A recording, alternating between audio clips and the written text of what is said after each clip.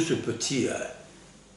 ce petit propos que je vous ai diffusé, je voudrais le prendre et le superposer sur une histoire très intéressante, une histoire magnifique qui en dit grand et beaucoup de choses. Cette histoire est écrite dans le livre Leket Hanouka. Leket Hanouka, c'est un livre qu'il y a parmi les bibliothèques, nos bibliothèques. Je cite. Rabbi Lifa, il y avait un trésorier de la Tzedaka de Jérusalem. Ce trésorier s'appelait Rav Lifa. Peu importe. Il était le trésorier d'une grande yeshiva à Jérusalem. Il est arrivé en Italie, plus exactement à Milan, pour récolter des fonds pour le bien des établissements de la Torah qui s'y trouvaient à Jérusalem. Et vous savez très bien que le vendredi, on est toujours invité quand les bâtim à la synagogue, ils voient que vous êtes un oréah de passage, surtout quand ils voient une barbe, ils voient un rave, ils ont le kavod de la Torah. Et voilà que un juif dans la synagogue se nomme Monsieur Hilkot. C'est un nom un petit peu Hilkot. Nous verrons de quelle origine il est. Mais là, on se trouve en Italie, dans la ville de Milan. Le Rav Lifa, quand il rentre chez lui à la maison, est très très ébahi et fasciné de la richesse incommensurable de cet homme. Et que cette richesse est placée à tous les coins de la maison. Tout est exceptionnel, tout est magnifique. Des coupes en or, des coupes en argent, une argenterie reluisante. Tout était beau, comme si toute la maison était lumière. De cette lumière jaillissait une joie un peu particulière.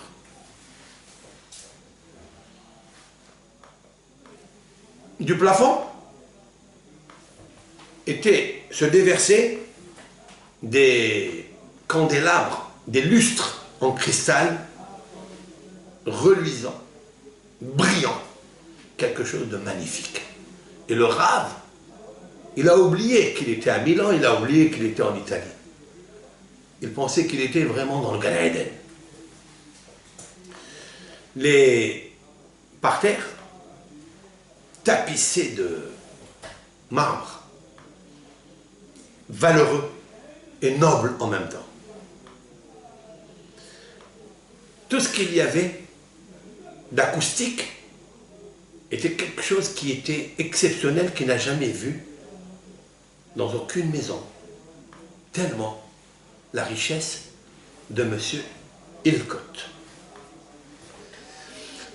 À table, une table presque en or, avec des fourchettes en or, des cuillères en or, et toutes les assiettes en porcelaine, délicates, très valeureuses, je ne sais de quelle porcelaine, pas de Limoges ou de Baccarat, je ne sais quoi.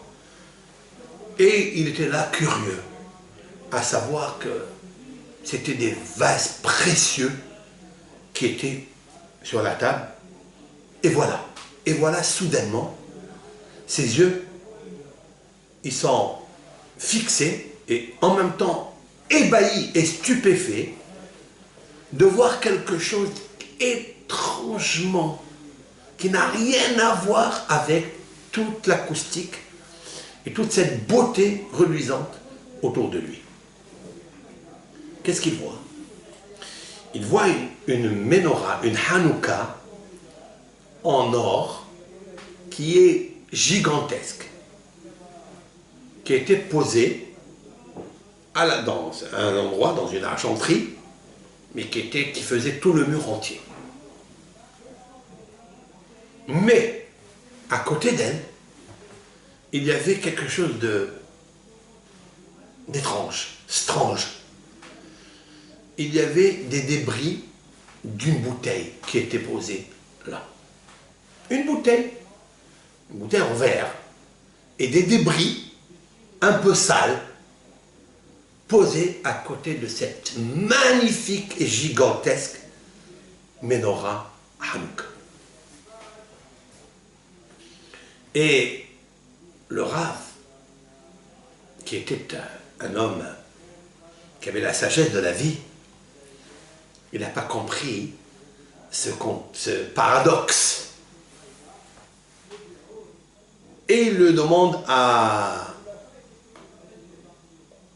M. Hilkot, il lui dit, il veut poser une question, et M. Hilkot, il lui dit, je sais, je suis en train de voir dans tes yeux que tu es très étonné du contraste qu'il y a entre ces deux choses.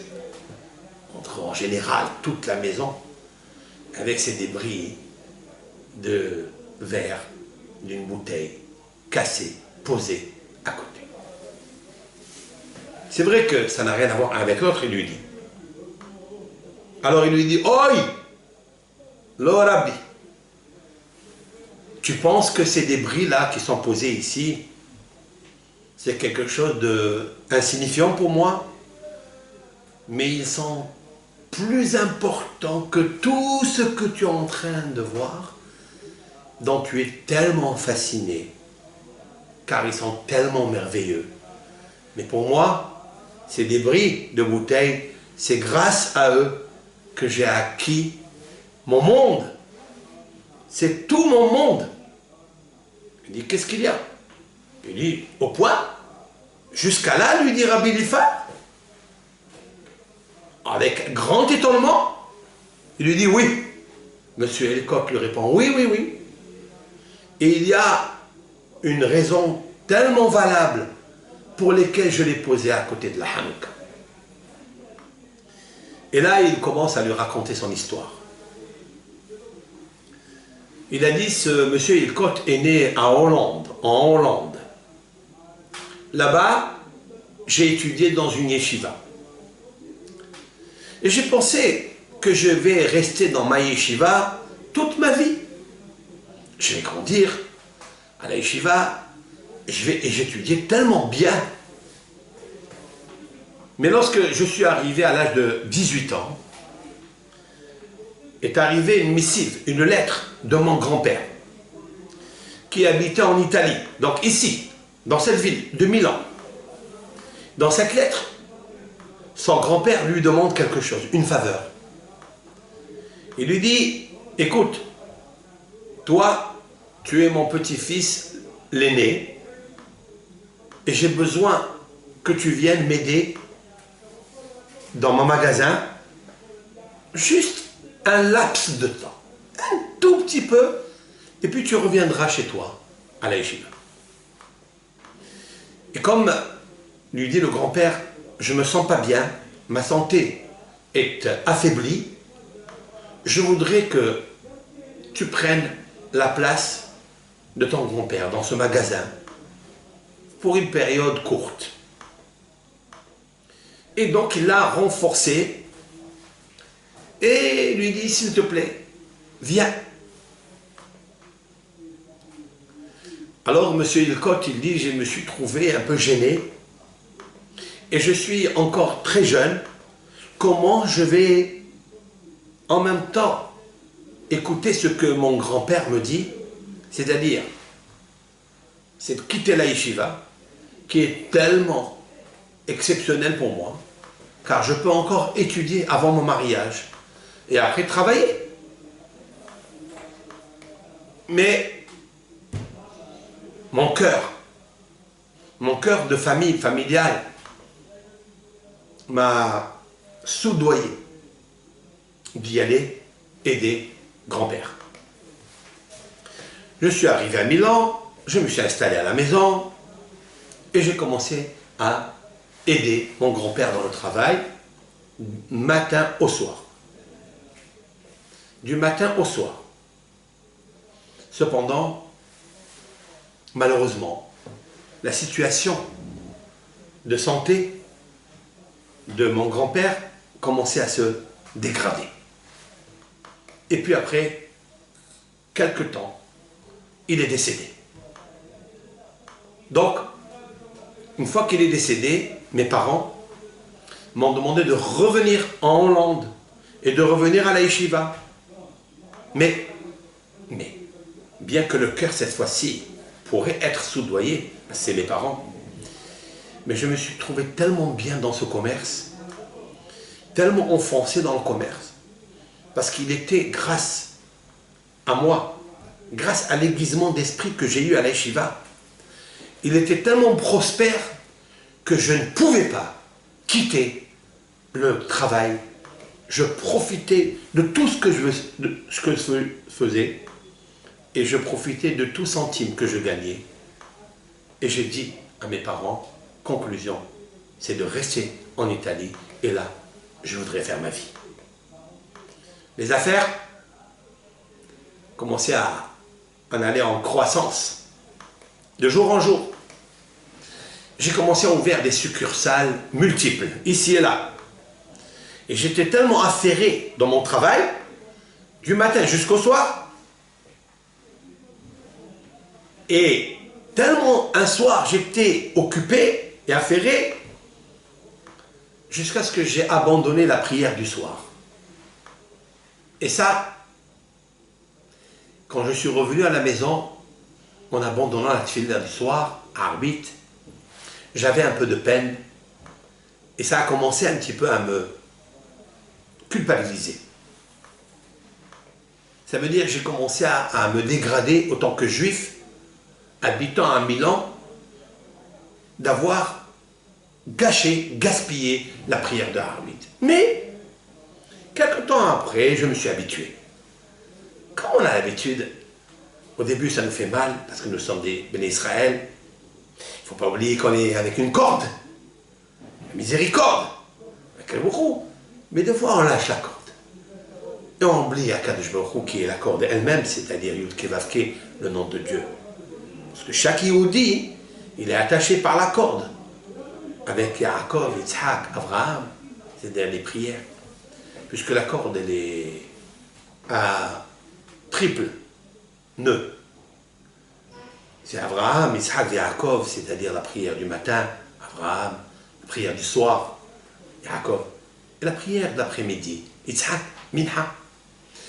Cette fois-ci, j'ai fait Shahri, j'ai fait Minha, mais j'ai oublié un nœud, le Kesher avec Arbit. Pourquoi? Parce qu'il y avait le travail, c'est-à-dire le Sheker. Le Sheker m'a fait abandonner les 3 lettres qui font Sheker, qui veut dire le Kesher, qui veut dire la tâche, et la Dvekut Bachem. Après quelques années, enfoncé dans mes affaires, je me suis marié.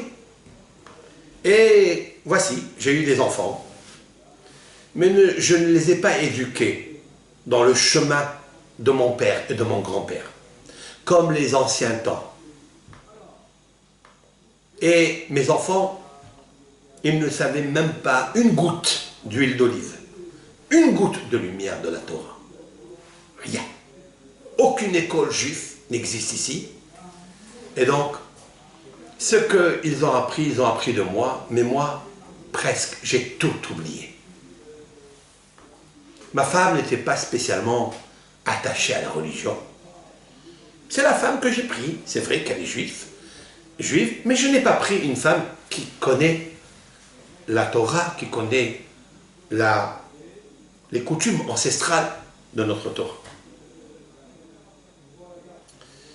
Un jour, lorsque je marchais dans la rue, j'ai vu un groupe d'enfants juifs en train de rire, en train de jouer.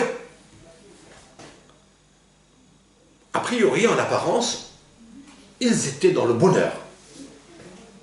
Comme les enfants doivent être dans le bonheur, souriant. Mais, immédiatement, j'ai entendu un cri douloureux, redoutable, qui émergeait de ce groupe de juifs. Je me suis approché et j'ai remarqué, il y avait un enfant, un jeune garçon, qui était entouré de ses camarades, mais malheureux comme il était, amer comme il était, il pleurait tellement qu'il m'a déchiré le cœur. Les amis qui étaient autour de lui essayaient de le consoler, de le calmer, mais il ne se calme pas. Il répétait la phrase que je vais vous citer. Ma agid le abba, ma agid le abba. Je traduis, que vais-je dire à mon père? Que vais-je dire à mon père? Donc je me suis rapproché, je lui ai demandé qu'est-ce qu'il arrive, qu'est-ce que tu vas raconter à ton père? Il est arrivé quoi à ton père? Alors l'enfant oriente son regard vers moi avec des yeux rouges, larmoyants. Et il n'arrivait pas à me dire les choses. Il dit, je suis dans la douleur, je suis dans la détresse, que vais-je dire à mon père? Alors le monsieur Hilcotte lui dit, mais raconte-moi, peut-être que je peux être une aide favorable. Je lui ai demandé. Et l'enfant est devenu muet. Il n'arrivait pas à dire les choses. Que vais-je dire à mon père? C'est la phrase qu'il avait dans sa bouche. Les camarades qui étaient autour de lui ont commencé à m'expliquer exactement qu'est-ce qu'il avait. De quoi s'agit-il? Son père, de ce jeune garçon, a économisé pendant une grande période, centime par centime, pour acheter une bouteille d'huile d'olive pour pouvoir allumer les nérotes de Hanouka. Chaque année, il économisait des centimes pour acheter cette bouteille d'huile. Mais lorsque ce garçon est allé l'acheter et il est revenu, il a cassé la bouteille d'huile.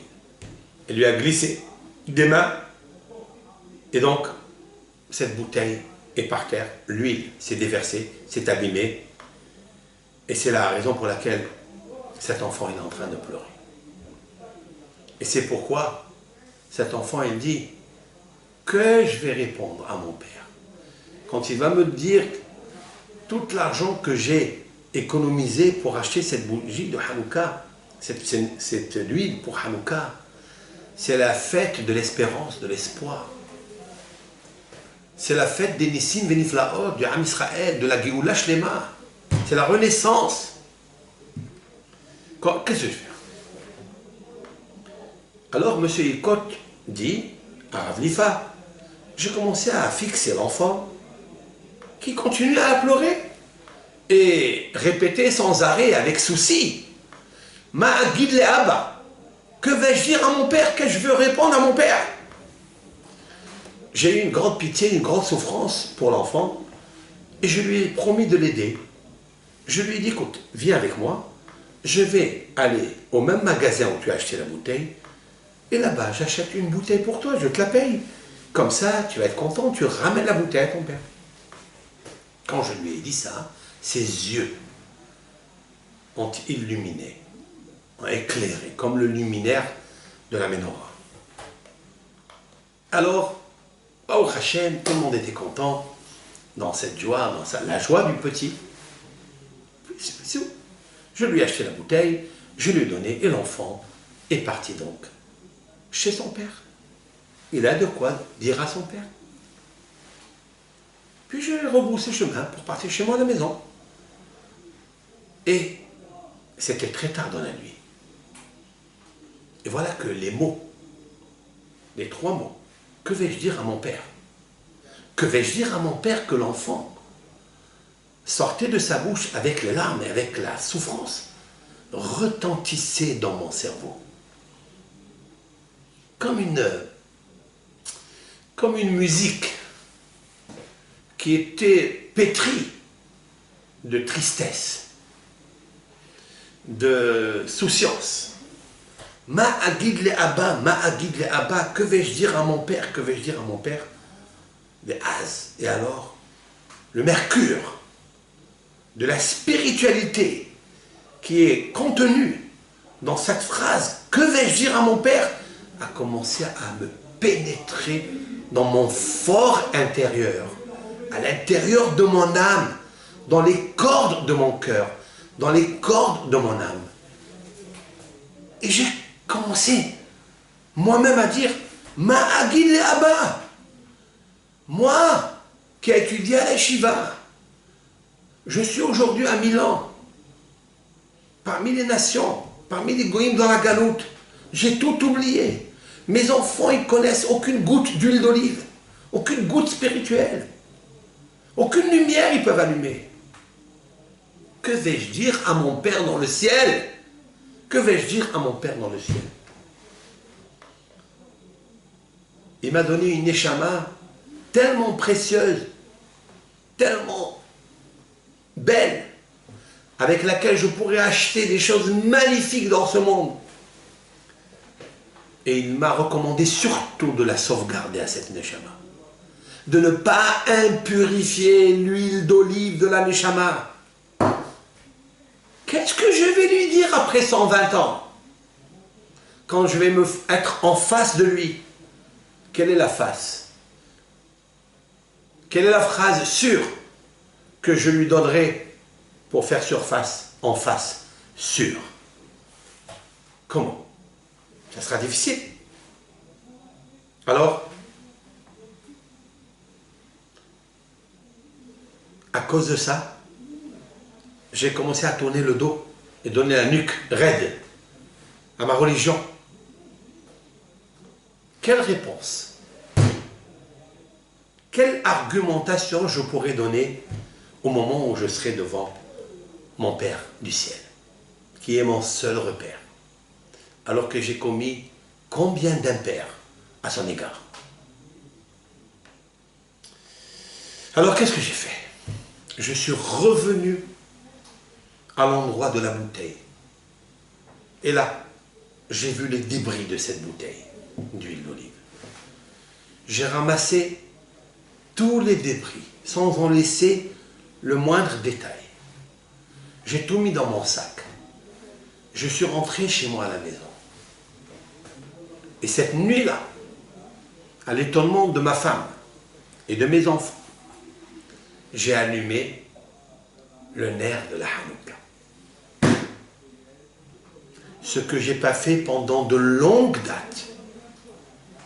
J'ai allumé le nerf de la Hanouka. Le lendemain, j'ai allumé le deuxième jour 2 bougies. Et dans chaque nuit qui passait, j'ajoutais encore de l'huile dans la Hanouka.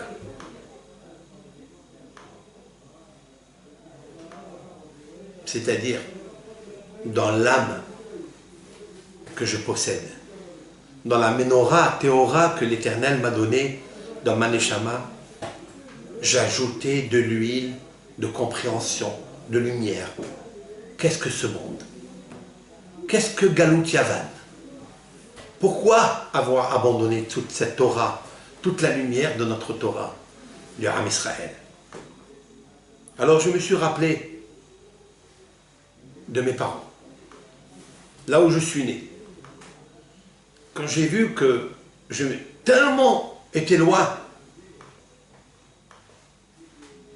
mais quand est-ce que je suis revenu à mon père?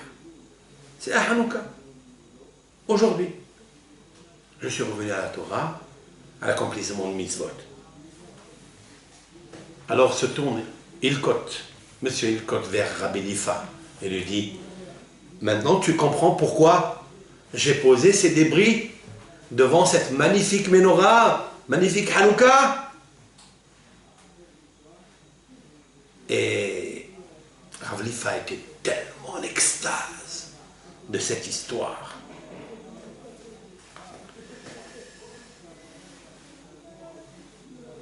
Et Rav Lifa s'est dit lui-même: tiens, moi j'habite à Jérusalem. Jérusalem, le cœur de la Torah, là où se trouve la pupille des yeux de Hachem, le Beth Amikdash, le cœur du monde. Combien je suis content d'être à Jérusalem, car je suis le plus proche de mon Père. Combien je devrais faire de mitzvot pour avoir au moins l'argument de lui dire à Hachem, je t'ai amené ce que tu m'as donné. Tu m'as confié une âme magnifique, je ne devrais pas la souiller. Fin de citation de l'histoire.